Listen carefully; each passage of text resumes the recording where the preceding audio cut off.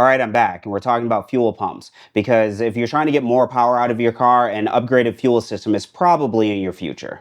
So the number one thing that people traditionally care about when they're going to upgrade their fuel pump is they just want to know how big of a fuel pump or how much does that fuel pump need to flow in order to meet their horsepower demands, right? And so the way that I have traditionally figured that out on my builds is I just use this calculator right here. So this calculator is made by DeatschWerks. They make all different types of fuel system stuff, but my favorite thing by far that they make is the fuel calculators. I used to try to like figure this stuff out in spreadsheets and on the forums messaging people. This is just way easier. You just put in all the data and then right at the bottom, it just tells you in like plain English what size fuel pump you need in order to like fuel your build appropriately. So we're going to use my E34 that is on the other channel. That car is getting an LS swap right now, and we're going to use that as kind of a working example, and we'll go through the calculator and I'll kind of explain my methodology for using it, and hopefully that helps you guys pick the correct fuel pump. So the first question that the calculator asks you is, what is your target crank horsepower?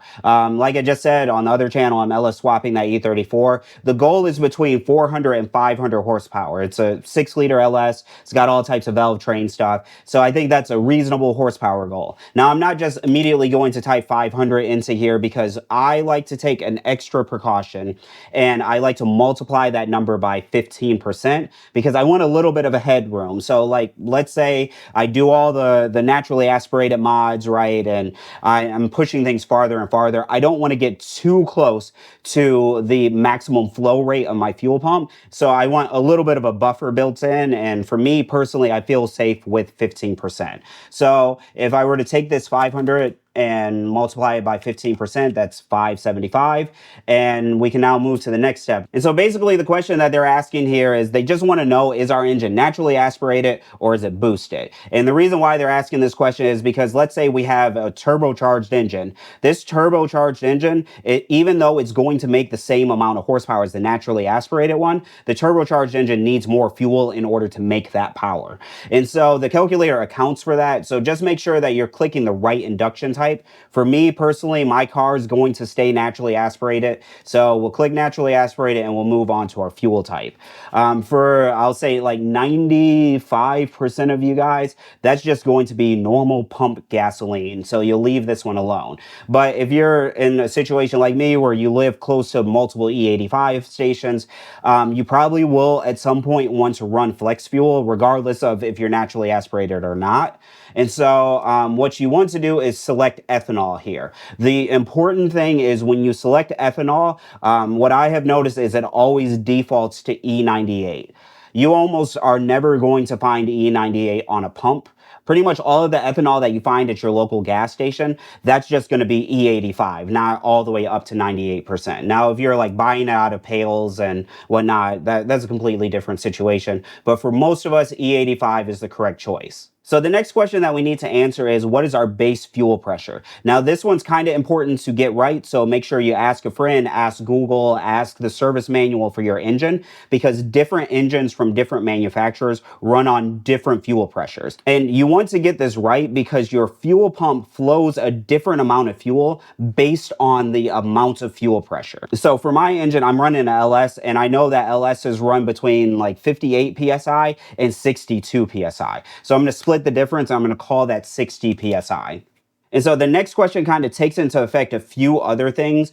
Basically, what they want to know here is what boost pressure is our engine running? Like I said, mine is naturally aspirated. So the answer to this question is, well, 0, right? But if you have a turbocharged or a supercharged engine, you kind of need to think about how the engine's working because that affects your fuel system. So your turbocharger is over here compressing air and it's putting that compressed air into the combustion cylinder, right?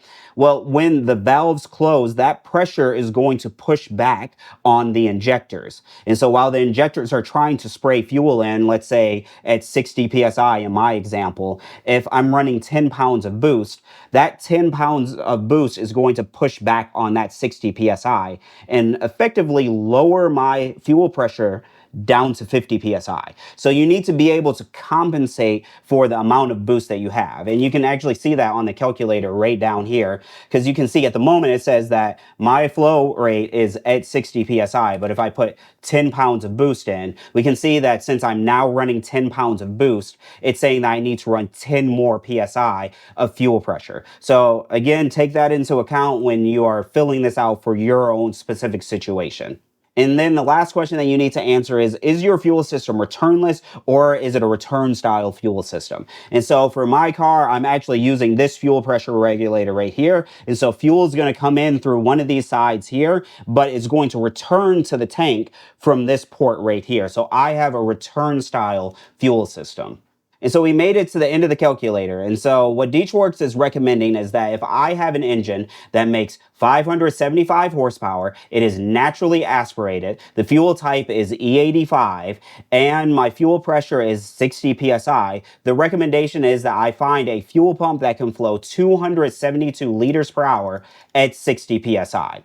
And so how does that relate to the project that I'm working on in the garage right now? Well, that car actually already has an upgraded fuel pump. I upgraded the fuel pump before I started doing YouTube and engine swaps and all this silliness, right? So I had upgraded that fuel pump to a DW300C. Now, when you buy an aftermarket or upgraded fuel pump, they're going to provide you with this document or this type of document that will describe the delivery characteristics of the fuel pump. And what you specifically want to pay attention to is down here at the bottom, where it's showing a graph of how much the pump flows based on the fuel pressure that you're running. And as you can see, the higher we go up in our fuel pressure, the lower the pump flows. And so we're going to go back to our calculator and we can again see that the amount of flow that I need is 272 liters per hour at 60 psi.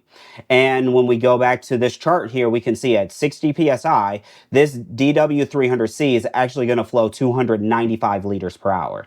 So this is fully sufficient. At this moment, I don't actually need to upgrade my fuel pump. All right, so DeatschWerks calculator, it told us effectively what size fuel pump that we need in order to support our horsepower goals. So now we don't have to worry about, is our fuel pump going to be too small for what we're trying to do? But the next question is there any harm in having a fuel pump that is way bigger than what we're trying to do? And in my opinion, yes, there is such a thing as having too big of a fuel pump. And that really comes down to two main reasons. And the first reason is this guy right here. So this is an OEM Corvette C5 fuel pressure regulator. And this is pretty representative of what you'll probably see on your car. The only thing that might be different is this filter component. GM integrated the filter into the fuel pressure regulator, but they work the same rather if it's just a standalone pressure regulator or this combo style. And so if we look at how this pressure regulator works, we have the fuel that's coming in from our fuel tank or from the fuel pump, right? And then the pressure regulator is going to step that pressure up to 60 psi over here and then send that out to the injectors. The fuel that is not used, it is returned on this return line, and that just simply goes back into your fuel tank. So again, if we're looking at the design of the OEM fuel pressure regulator, we can see that we have our inlet and our outlet. The inlet is larger than the outlet, but they're still actually pretty small. So the inlet is only 3/8, but the outlet is 5/16. So it's a pretty small diameter for returning fuel back to the tank. So what can happen is we can pump fuel into this regulator, but let's say we're just cruising or we're going slow on the highway or something, right? We can get into a situation where the engine's not using all of this fuel, but because the diameter is so small, we can run into a flow restriction where we are now pumping more fuel into the pressure regulator than the pressure regulator can actually return back to the tank. And that pressure has to go somewhere. And so what we are effectively doing is just creating a problem for ourselves. And so it is totally possible to get into a situation where your upgraded fuel pump can totally overwhelm your OEM fuel pressure regulator. Now, the solution to this problem is actually pretty easy. It's this guy that I showed you earlier. So this is an aftermarket fuel pressure regulator. And so this is the fuel pressure regulator that I chose to go with on my E34. This is a DeatschWerks DWR1000. This is what some people would say a universal style fuel pressure regulator because you can put it on pretty much any engine. It has a nut at the top where you can adjust the fuel pressure to whatever you need it to be. And then the other thing that I like about it is on the side, you have this boost reference port. And so kind of like how I talked earlier about you need to compensate your fuel pressure to the amount of boost pressure that you're running. Well, this pressure regulator has a port for that, and it can change the amount of fuel pressure based on the amount of boost that you're running, which is pretty nice. And then finally, what is most relevant about what we've been talking about today is you're not going to be able to overwhelm this fuel pressure regulator with your fuel pump. And that simply comes down to the design of the inlets and the outlets on this pressure regulator. And so this pressure regulator has 4 inlets. They're all 8AN. So there's a huge amount of flow that you can have going into the pressure regulator. But then if you check out the bottom of it, you can see that there is a big 6AN outlet port too. And so with how large this return port is, I don't really have to worry about a situation where I'm putting more fuel through the regulator than it can successfully return back to the tank. And so that kind of leads us to the next problem of dealing with a fuel system that's just way oversized for what our engine's actually demanding. Because yes, we did solve the flow restriction issue, but now we have to deal with heat. And so if we think about how our fuel system is working, we have our fuel pump in our fuel tank, and it's taking that fuel and it's compressing it in our fuel lines. That's how we're getting our fuel pressure. That fuel is being compressed. And so that action of pumping the fuel and then compressing it, that generates heat. And so now we're pumping that fuel that has been heated up all the way up to the hot engine bay, which is now significantly hotter than our fuel tank is, and we're not using all of that fuel. So the fuel pressure regulator is going to do what it's supposed to, and it's going to return that fuel right back to the tank.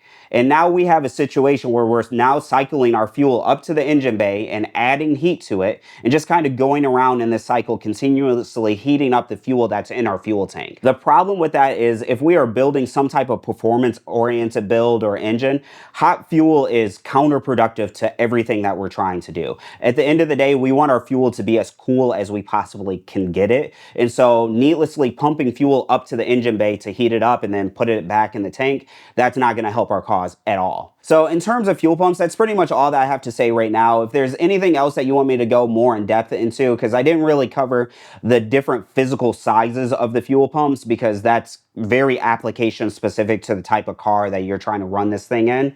But if you want me to go more into like trying to figure out the sizing or even talk about injectors, let me know in the comments, and I will see you guys in the next one.